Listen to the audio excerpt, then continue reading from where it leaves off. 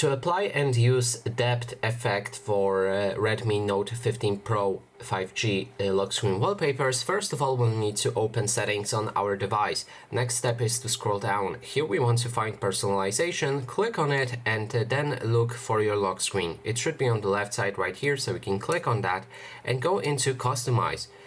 Now as you can see, there's a wallpaper already set on my lock screen. You can also choose your own wallpaper, but keep in mind that depth effect won't always work. For example, right here, if I click on it, as you can see, the clock is obscured and can't use the depth effect in this view. So if we try to move this tower like that, as you can see, the depth effect already toggled on. And now if I apply this new wallpaper to the lock screen, we can move back and lock our device.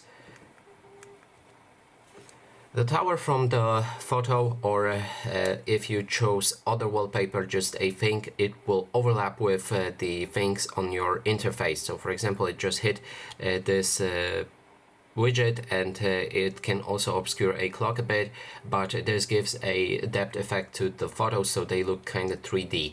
And that is basically everything. Thanks so much for watching, and if you like this video, please consider subscribing.